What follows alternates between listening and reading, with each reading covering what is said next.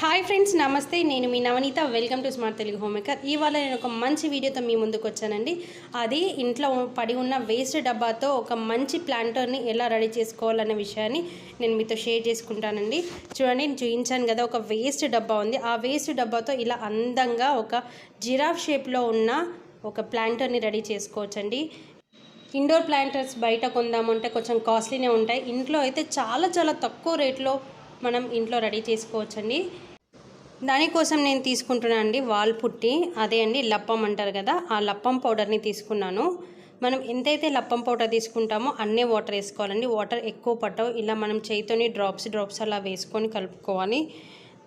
అలా నేను ఈ లప్పం పౌడర్తో ఒక డౌ లాగా రెడీ చేశానండి. ఒక క్లే డౌ ఉంటుంది కదా, అలా ఒక క్లే లాగా మనం రెడీ చేసి ఉంచుకోవాలి. దాంతోనే ఇప్పుడు మనం ప్లాంటర్ని రెడీ చేసుకుందామండి. చూస్తున్నారండి, సాఫ్ట్ ముద్ద అయితే రెడీ. ఇలా మనం రెడీ చేసి పక్కన పెట్టుకోవాలి. ఇప్పుడు మనం ఏదైతే డబ్బాకి చేద్దాం అనుకుంటున్నామో ఆ డబ్బా తీసుకోవాలండి. నా దగ్గర ఇలా పాతది ఒక డబ్బా ఉన్నది. ఇది ఎక్కడో మూలకి డస్ట్లో అలా పడిపోయి ఉండే. సో ఆ డబ్బాతోని ఇలా మనం ఏదైనా చేద్దామో అనే ఒక ఐడియాతోని ముందుకు వచ్చానండి. ఇలా మనం చేసుకున్న ఈ డబ్బాకి ఫస్ట్ మనకు లిడ్ పెట్టే ప్లేస్లో అయితే మనకు రింగ్స్ ఉంటాయి కదా, సో మనం దాన్ని అయితే కవర్ చేసుకుందాము. ఈ లప్పం ఏదైతే క్లే రెడీ చేసుకున్నామో ఆ క్లేతో మొత్తం అది క్లోజ్ చేసుకుందాము. మనకు అది ఆ టిరీట్స్ అనేవి కనబడకుండా క్లోజ్ అయిపోతాయి. అలా చుట్టూతో ఒక రౌండ్ పెట్టిన తర్వాత ఇప్పుడు ఏం చేద్దాము అంటే, కొంచెం క్లే తీసుకొని ఇప్పుడు దీనిపైన మనం ఒక షీట్ లాగా మనం ఒత్తుకోవాలండి. చపాతీ పిండిని ఎలా అయితే ఒత్తుకుంటామో అలా ఒత్తుకోవాలి. ఇలా ఒత్తుకోవడానికి కింద మనం ఫేస్ పౌడర్ ఏదైనా వేసుకున్నా సరిపోతుంది. టాల్కమ్ పౌడర్ ఏది వేసినా సరే. సో ఆ పౌడర్ వేసి మనం ఇలా ఒత్తుకోవాలి. మనకి ప్లేట్కి అతుక్కోకుండా ఉంటుంది. సో అలా షీట్ రెడీ అయిన తర్వాత ఆ షీట్ని తీసి మనం ఆ డబ్బాకి ఇలా అతికించుకోవాలి. సో చిన్న చిన్నగా ఒక షీట్స్ అన్నీ రెడీ చేసుకుంటా డబ్బా చుట్టూతో మొత్తం మనము ఈ లప్పంని అయితే మనము క్లోజ్ చేయాలి. చూడండి, ఇదైతే వాల్ పుట్టితోనైతే మనం ఈవెన్గా చుట్టూతో పర్ఫెక్ట్గా ఒక షేప్ అయితే ఇచ్చామండి. సో మనకైతే పైన లిడ్ క్లోజ్ చేసే దగ్గర కూడా లేకుండా అవేమీ కనిపించకుండా మంచి డబ్బా షేప్ అయితే మనకు వచ్చింది. ఇప్పుడు ఏం చేద్దాము అంటే, మనం హెడ్ రెడీ చేసుకుందామండి. జిరాఫ్ హెడ్ షేప్ ఎలా అయితే ఉంటుందో మనం అలా హెడ్ని ఆ షేప్ ఇచ్చుకోవాలి. అలా షేప్ ఇచ్చిన తర్వాత దానికి మౌత్కి కొంచెం ఇలా నైఫ్తోని మనం ఇలా ఘాటు పెడితే మనకు మౌత్ లాగా వస్తుంది. పైన నోస్కి చిన్న పెన్సిల్తోని మనం హోల్స్ పెట్టుకోవాలి. పర్ఫెక్ట్గా మనకి నోస్ మౌత్ అయితే వచ్చింది. సో దీన్ని ఇలా ఆరనివ్వాలండి. అది ఎలా ఆరేలోపు మనం దీనికి లెగ్స్ పెట్టుకుందామండి. ముందుగానే మనం రెడీ చేసి పెట్టుకున్నాం కదా, ఆ డబ్బాకి మనం కింద స్టాండ్ అవ్వడానికి అని చెప్పేసి 4 సైడ్లలో చిన్నగా ఇట్లా స్టాండ్ లాగా పెట్టుకోవాలి. 4 స్టాండ్లు పెట్టాము అని అంటే అది ఆరేంత వరకు మనం పక్కన ఆరనివ్వాలి. అది ఆరేలోపు మనకైతే చూస్తున్నాం కదా, మనం ముందే హెడ్ రెడీ చేసి పెట్టుకున్నాం కదా, ఆ హెడ్ ఆరిపోయింది. ఆ హెడ్కి ఇంకొంచెం మనం పైన ఇంకొంచెం అప్లై చేసుకుందామంటే, జిరాఫ్ హెడ్ అనేది పైన కొంచెం ఎత్తుగా ఉంటుంది కాబట్టి ఇంకొంచెం వాల్ పుట్టినే పెట్టి మనము హెడ్ షేప్ పర్ఫెక్ట్గా ఇచ్చుకుందాము. ఇప్పుడు మనకైతే హెడ్ షేప్ పర్ఫెక్ట్గా వచ్చింది. అది కూడా మనం ఆరనివ్వాలి.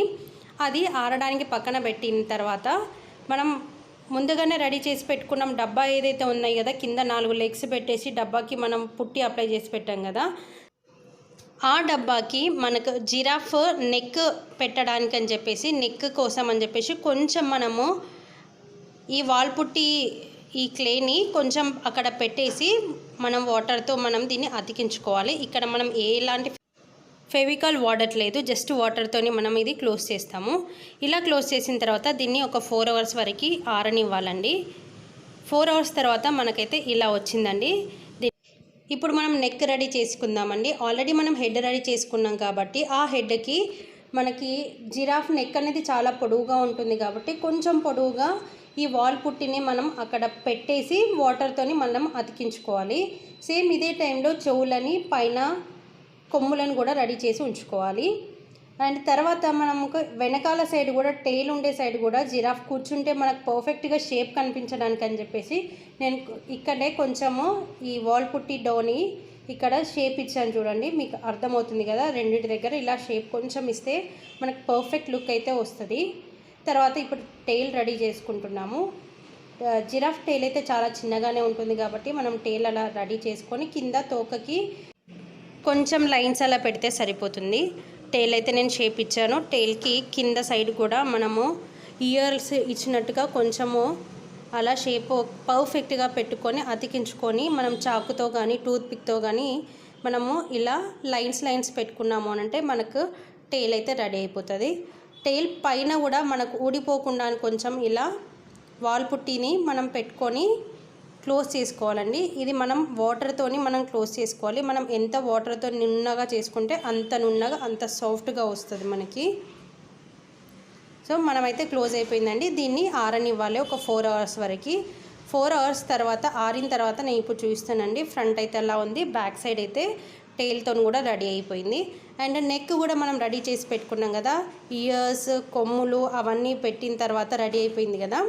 ఇప్పుడు ఈ హెడ్ని దీనికి జాయిన్ చేద్దామండి. జాయిన్ చేయడానికి కూడా సేమ్ వాల్ పుట్టిని మనం మళ్ళీ పెట్టుకొని ఆ వాల్ పుట్టితోనే మనం దీన్ని క్లోజ్ చేసుకోవాలి.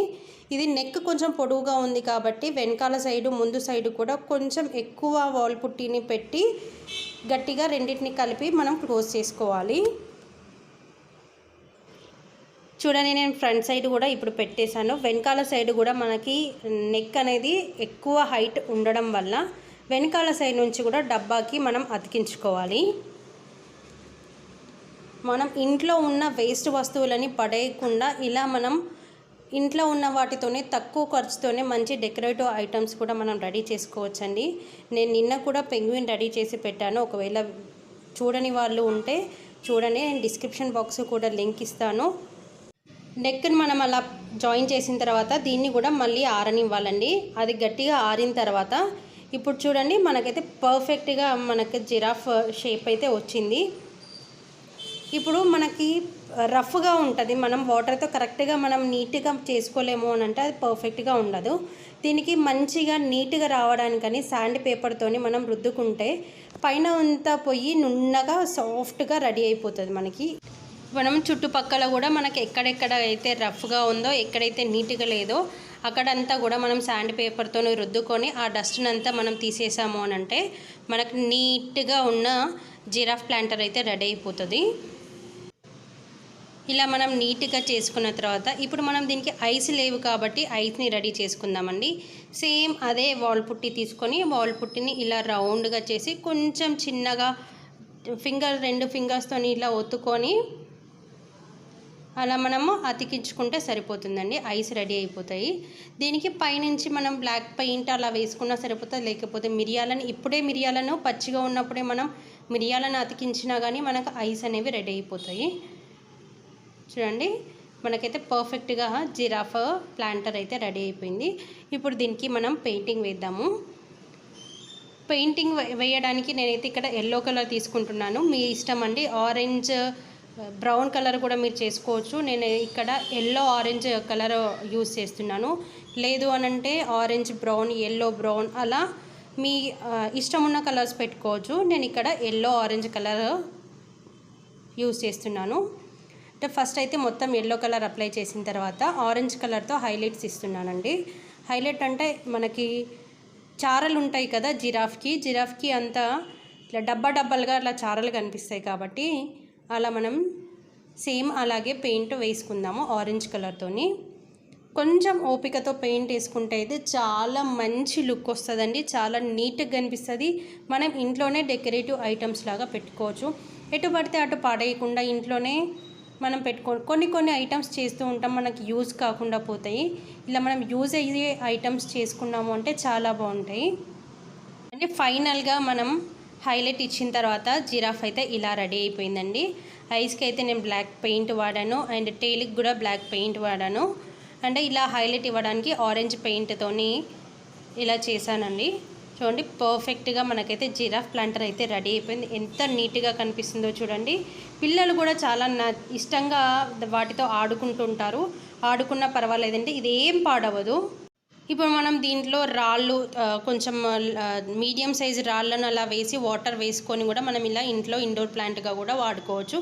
లేదు బయట పెట్టుకొని మట్టి వేసుకొని వాడుకున్నా కానీ మనకి చాలా బాగుంటుంది. ఇదైతే నాకు తెలిసి ఈ వీడియో మీ అందరికీ నచ్చిందని నేను అనుకుంటున్నాను. ఒకవేళ ఈ వీడియో కనుక మీకు నచ్చినట్లయితే లైక్ చేయండి, షేర్ చేయండి, సబ్స్క్రైబ్ చేయడం మాత్రం మర్చిపోకండి. ఇంకో వీడియోతో మళ్ళీ కలుద్దాం.